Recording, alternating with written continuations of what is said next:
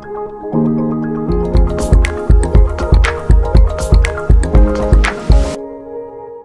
itu ya pertama dia memberi ruang yang luas untuk improvisasi, gitu ya. Terus juga perkembangan kreativitasnya, ya. Terus udah gitu, nah ini dia tuh selaras dengan pergerakan musik seni. Jadi musik seni itu begini. Cirinya tuh di audiensnya sebetulnya, ya. Kalau di musik pop bahkan rock sekalipun ya, itu biasanya audiensnya tuh mengharapkan lagu-lagu yang hits, gitu, ya. Yang dikenal maksudnya. Yang dikenal, gitu kan ya. Walaupun dia mengeluarkan album baru, gitu misalnya ya, tapi ternyata tidak hits, itu biasanya di dalam pertunjukannya itu tidak terlalu ditunggu oleh audiensnya ya. Lain dengan jazz ya, dan di kegiatan-kegiatan musik seni justru ditunggu yang baru dalam kutip yang aneh itu atau enggak. Ini misalnya seperti siapa ya, Chick Corea misalnya, misalnya Chick Corea.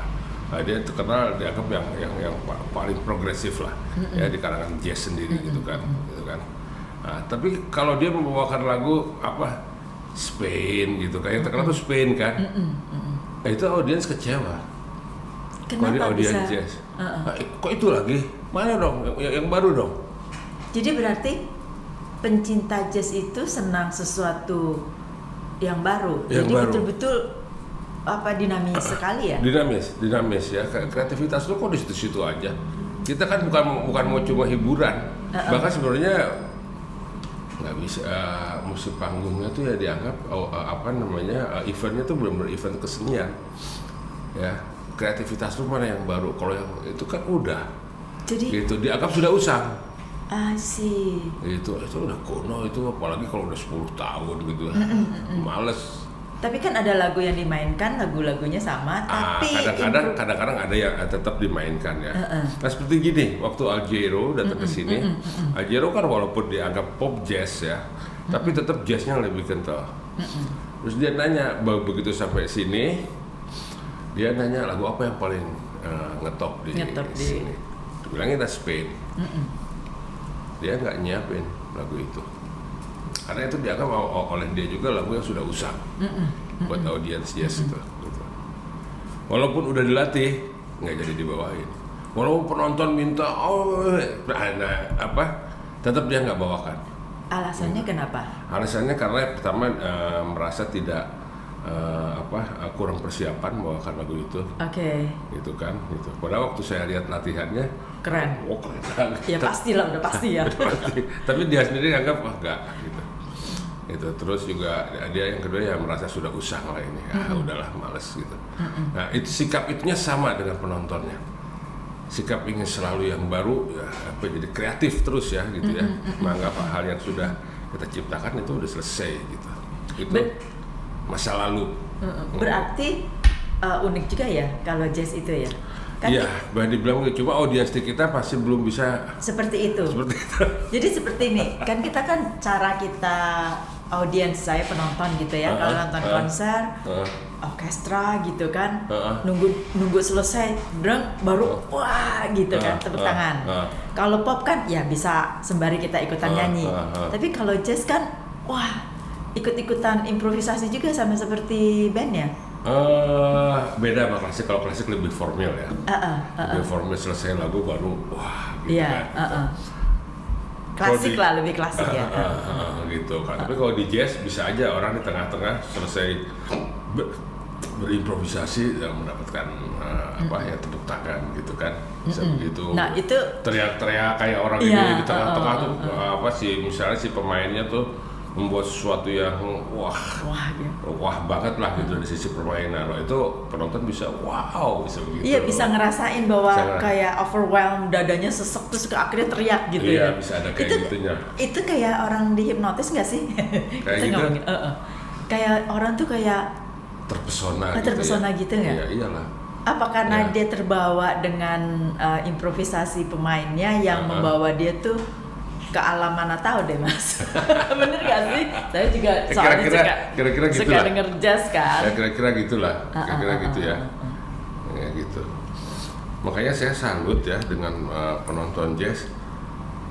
Artinya gini. Saya tuh juga bisa menikmati betul musik-musik jazz ya. Ya. Setelah saya belajar musik. Jadi kan? Mas Agam memilih jazz dulu atau belajar musik dulu nih? Atau sudah dari awal udah memang gue jazz aja? Oh enggak ya? Aku apa? Umum. Artinya belajar dulu gitar, ya gitu ya. Udah gitu baru mengerti tingkat kesulitan permainan, baru tuh saya kebuka dengan musik jazz. Tapi itu pun sudah dari kecil. Jazznya? Iya, mengerti jazz dan senang banget jazz udah dari kecil, dari SD lah. Dari pertama, jadi sebentar aja belajar gitar terus jadi tahu. Kenapa?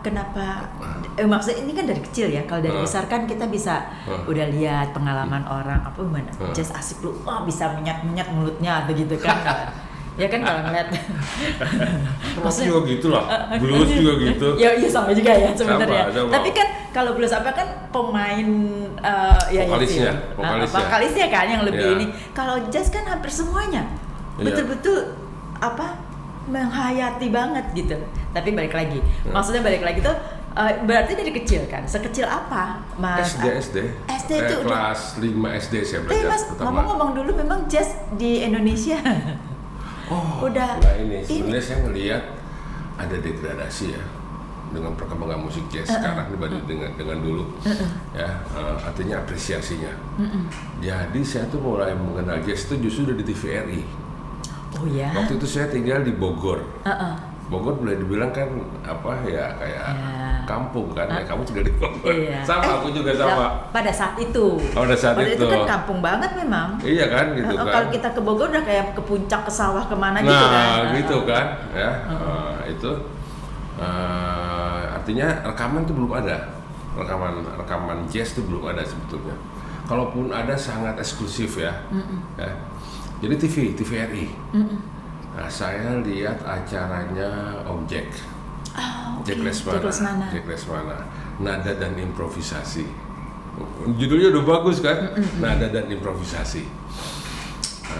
Di situ saya, waduh ini ngeliat ini musik apa ini gitu kan? Masih belum tahu tuh kalau jazz.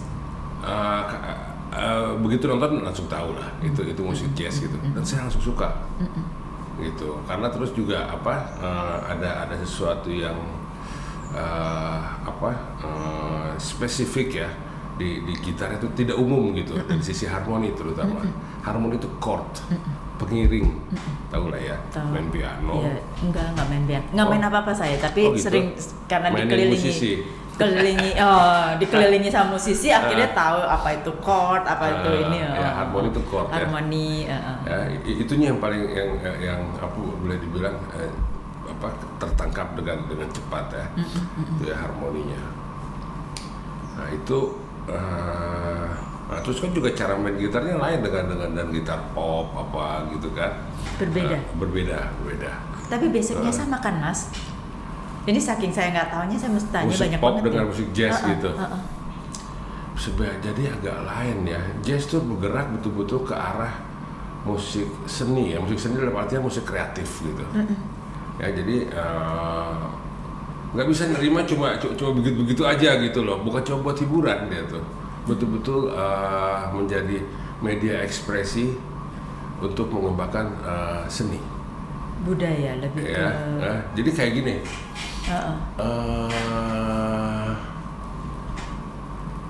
Kalau kita lihat pameran lukisan, oke, itu kegiatan seni, bukan kegiatan hiburan.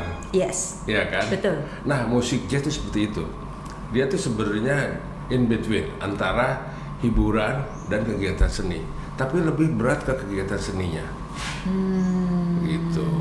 Jadi betul-betul orang yang suka jazz tuh orang yang unik, ada uniqueness berarti kan? Iya, gitu. Karena seperti kita lihat lukisan kan akan mempunyai satu lukisan itu dengan 10 orang yang melihat kan akan membuat pandangan yang berbeda. Betul. betul kira-kira gitu. Apalagi lukisannya abstrak ya. Ya, boleh dibilang seni jazz juga seni yang abstrak gitu. Seorang pemain jazz ketika berimprovisasi hari ini dan besok udah lain. Nggak akan bisa sama persis gitu. Enggak. Paling kebiasaan-kebiasaannya aja. Ada yang dia bangun kebiasaan, tapi itu juga pasti tidak sengaja ya. Tapi berbeda banget. Itu berbeda bangetnya karena dia lupa? Enggak. Atau karena memang ini sesuatu tiap hari tuh kayak ngalir. Seperti angin lewat gitu ya, nggak akan sama gini. Frekuensinya. Sebenarnya musik improvisasi bukan cuma jazz ya. Ada blues juga improvisasi. Ya. Terus berkembang jadi rock. Nah gitu. Nah sebetulnya jazz juga perkembangan dari musik blues. Yes. Gitu ya. Cuma dicampur ada musik ini, musik itu lagi ya. Saya kalau secara kesejarahan nggak terlalu ini juga ya, nggak terlalu tahu juga. Tahu dikit lah gitu, ya kayak segini lah gitu. Tapi yang jelas dari blues lah ininya. Ya. Perkembangannya tuh, yang satu jadi rock, yang satu jadi jazz. Nah, dua-duanya basicnya improvisasi, gitu ya. Kalau rock lebih vulgar, gitu kan, ya dalam mengekspresikannya, itu lebih langsung.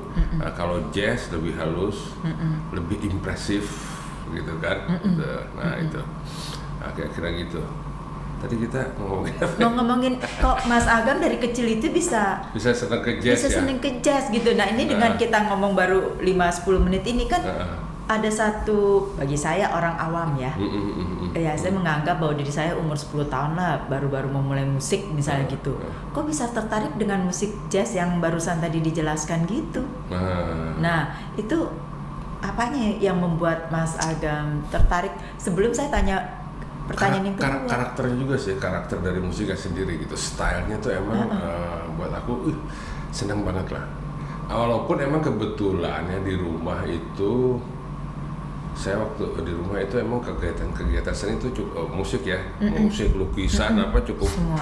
Cukup. Jadi ini dari keluarga seni lah ceritanya. Katakanlah begitu ya, gitu. Pakai saya sendiri tokoh kesenian Sunda, gitu di Bogor dan di Bandung itu. Itu. Terus om saya koleksinya jazz, tapi jazz luar ya, atau pop zaman itu. Pop zaman itu tuh kan kayak Matt Monroe, ya kan, kayak gitu kan. Nah, itu kan nyerempet-nyerempet ke jazz ya, suasana itunya ya. Nah, mungkin tertangkap oleh saya di musik jazz tuh ada unsur-unsur seperti musik pop pada zaman itu ya. Buat zaman itu musik pop tuh keren sih. Keren banget. Dan semuanya emak gue. Semuanya orkes loh. Iya, benar. Iya kan? Karena kan diawali oleh piringan hitam dulu kan. Iya. Baru kemudian kaset apa dan lain-lain gitu kan. Betul. Jadi waktu saya pertama kali, emang saya belajar musik pop ya. Bukan guru saya itu teman sebenarnya. Ya, itu orang Batak. Ya. Terus belajar lagu-lagu Batak. Oh, Batak kan folk song ya? Ya, folk song gitu. Itu jadi ada karena emang dari gitar ya, yang tadinya saya musik nggak suka jadi suka. Saya tuh nggak bisa dengar musik pop dulu tuh waktu kecil tuh, aneh itu emang. Nggak bisa ya? Iya, saya senangnya itu Matt Monroe terutama tuh. Terus apa satu lagi yang nyanyi lagu Unforgettable tuh? Nat King Cole, Terry anaknya ya, Nat King Cole. Perry Como, itu musiknya tuh kan luar biasa kan? Oh, itu keren banget. Keren banget kan, kita lagi. Saya tuh terngiang-ngiang terus soalnya mami saya kan suka sekali itu. Orang-orang dulu pasti suka banget. Oh. Kan masih kecil kan Mas Agamnya kan. Saya belum main gitar ya, belum belajar gitar tuh. Yang saya dengar tuh musik-musik pop tuh seperti itu, gitu. Keren ya sebenarnya. Sebenarnya keren. Terus masih sebagai pendengar ya waktu itu ya. Jadi kalau ngedengar musik yang kayak maaf nih ya, misalnya, walaupun tuh saya jadi penggemar berat ya. Pertama kali dengar Gus Plus gitu, ini musik apa nih gitu, bingung ya? Nggak enak banget gitu. Terus ada musik waktu itu juga Rolling Stones, Jimi Hendrix gitu, nggak bisa denger. Itu jelek itu musiknya bagus kayak gitu, kayak tapi emang kita murni kan kalau anak-anak kan, iya kan. Yang suka seperti itu, waduh, terasa sekali keindahannya ya. Musik-musik zaman itu tuh, terus apalagi itu sekarang saya menyadari, wah gila ya, penggarapan zaman itu orkes semuanya loh, semuanya orkes, rekaman 2 track coba. Itu tingkat keterampilannya luar biasa sih canggih. itu. Ya, canggih banget. Terus musik pop kan berkembang jadi dalam bentuk yang lebih simple ya. Di Beatles gitu kan. Setelah Elvis tuh Beatles. Beatles. Nah itu dan kebetulan gitar kan. Nah dari situ tuh lagu Batak, terus ke Beatles, ke Kus Plus ya. Gitu. Tapi terus denger jazz. Wah ini musik apa ini? Gila gue bilang ini. Mungkin karena rasa penasarannya Mas Agam kan. Aneh begini ya gitu. Ini nggak ada pakemnya ya? Kayak ada sih ada. Tapi kelihatan selalu segala sesuatu dikembangkan gitu. Gitu ya, nggak bisa cuma di situ-situ aja gitu. Freedom banget ya. Nah itu freedomnya juga ya. Spirit freedomnya tuh. Spirit freedom untuk berekspresi itu kayaknya cuek banget, salah bodoh amat gitu ya. Nah itunya tinggi, tapi kalau waktu saya pertama dengar belum sampai ke situ sih. Belum sampai ke situ, cuma ngelihat keunikannya, terus kelihatan dari sisi harmoni terutama ya. Dari sisi chord tuh, karena kan gitar tuh chord ya, alat musik bukan alat musik melodi seperti pemain tiup gitu ya. Iya, gitu string kan. memang. Dan Om Jack juga kebetulan Jack Resmano tuh pemain gitar kan. Betul. Gitar kan gitu, jadi ngelihat wah ini lain nih bener nih gitu. Nah saya ngelihat walaupun format musiknya tuh juga tidak besar seperti orkes gitu ya, tapi tingkat seninya itu sama kalau buat aku waktu itu, tinggi lah, sama tingginya gitu, walaupun hanya misalnya berempat, 3, paling banyak nggak sampai big band kan kalau saya lihat tuh. Nggak ada. Dulu sih nggak ada ya. Ada, tapi khusus ininya Om Jack tuh saya lihat nggak ada, paling brass ya, ya cuma 2-3 orang gitu. Cuma dia mesti dimainkan dengan tingkat keterampilan yang tinggi. Gitu aku lihat kayak keren. Gitu ya gitu. Nah disitulah mulai ke musik jazz itu. Tapi Mas Agam pernah, maksudnya itu kan awalnya sebagai hobi dulu atau memang itu menjadi satu pilihan untuk hidup gitu? Hobi. Itu betul. Tapi sekolah tetap sekolah yang. Setelah saya lepas SMA. Itu SMA, baru saya terus tahun 8 saya SMA 82. Terus sempat kerja, sempat kuliah, terus nggak selesai. Kuliahnya ambil apa? Kuliahnya ambil ekonomi. Terus tahun. Terus orang tua nggak tahu saya nggak kuliah itu. Ngober aja kerjanya dengan Kang Hari Rusli. Doni Suhendra. Itu teman-temannya kan. Wah itu guru-guru saya malah. Udah deh. Gitu. Makanya ayah saya kalau ketemu Hari Rusli, karena kebetulan ayahku ini sama dia. Ya sama kakak-kakaknya tapi sama keluarganya gitu. Ini yang ngeracunin anak gua nih. Tapi nggak diomelin, maksudnya setelah ketahuan nggak kuliah? Diomelin lah, pastilah gitu kan. Apa diomelinnya apa? Yang dia marah sekali bahwa ini mesti kuliah loh, mesti sekolah loh, daripada main musik. Kita ada nggak kalimat yang terpatri di dalam hati kita yang kita nggak bakalan lupa saat diomelin itu? Ini kan seru nih. Ya ini ya dia nggak ngelarang ya di musik. Dia nggak ngelarang. Cuma sekolah tetap dijalanin lah mestinya gitu. Kan ada contoh-contoh yang bagus katanya gitu, seperti Bimbo gitu misalnya kan. Benar. Bimbo kan semua selesai sekolah tapi musiknya juga bagus gitu kan. Gitu. Terus kayak siapa lagi, banyak sih musisi-musisi Bandung tuh begitu. Kayak Jen Step tuh, Ben Subarja, ya kan dia insinyur kan, hampir semua satu band tuh orang sekolahan. Tapi kebetulan yang dekat sama saya. Tapi setelah dinasihatin tetap aja nggak kuliah gitu ya? Iya, orang dia baru tahu pas saya udah di DO gimana. Kan hebat. Caranya itu aja saya tahu saya salah gitu. Tapi hebat juga ya ngumpetnya sekian lama. Gimana bisa ngumpetin sama orang tua? Ya. Pergi bawa tas, bawa ransel, gimana ya? Saya nggak pernah di rumah, nginep sana nginep sini lah. Waduh kacau banget. Berarti waktu mudanya udah ketahuan Mas Agam bandel nih. Iya kan? Ada bandelnya kan? Rebel ya? Rebellion kan? Rebellion. Enggak, soalnya kan. Tapi ya, itu ya gitu ya. Saya lihat, dia waktu itu saya kuliah. Hairi Rusli ITB loh kuliahnya. Wow. Dodi juga ITB. Oh, dia juga ITB. ITB kalau Dodi ini itu. Ini lulusan ITB semua nih. Wah itu. Tapi pada nggak selesai. Nah, bisa nggak dikasih tahu kenapa sampai mereka tidak menyelesaikan atau keasikan udah dapat duit atau apa? Keasikan terutama. Nah ini emang ya. Keasikan main atau keasikan dapat duit nih, Mas? Sebenarnya saya lebih cenderung keasikan main. Oke. Keasikan main dari sisi penguasaan terhadap musiknya sendiri itu emang perlu dedikasi yang besar ya. Saya lihat ya seperti Dodi misalnya paling dekat dengan saya almarhum ya Kang Dodi ya. Itu latihannya tuh berjam-jam sehari itu, energi habis buat itu. Kok bisa ada rasa? Ya. Maksudnya bisa seperti itu ya? Nggak ada rasa bosennya? Enggak nah, ya? Itu tingkat kegilaannya tuh di situ. Gitu ya, kayak orang melukis kan kalau udah trans itu nggak sadar dia tuh. Sampai selesai. Sampai selesai ya. Nah, Dodi itu juga dia kuliah 2. Itu gila tuh orang itu dan dua-duanya nggak selesai. Dua-duanya di ITB. Satu di kalau nggak salah fisika apa gitu loh. Satu lagi seni rupa. Gitu.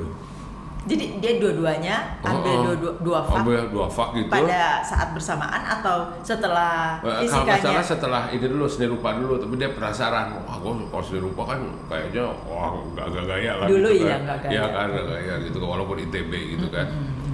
Itu jadi terus dia pilih ya satu fisika, tapi dua-duanya nggak selesai. Pernah ditanya sih nggak sih teman-teman musisi yang nggak selesai? Faris. Iya, udah tahu itu. Faris kan juga di ITB waktu ITB, itu. Pinter sebenarnya orang musik gitu.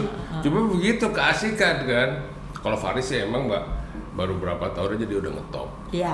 Ya kan, udah deh. Udah Barcelonanya gitu. Dia lah. Wah, udah meledak. Itu di ITB itu diantaranya siapa lagi ya?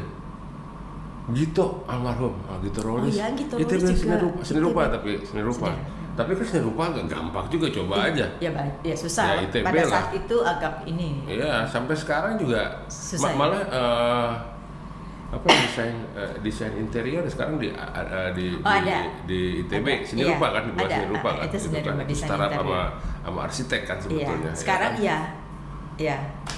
Ya kan, tambah kesini tambah sulit lo masuk ke jurusan itu tuh, gitu.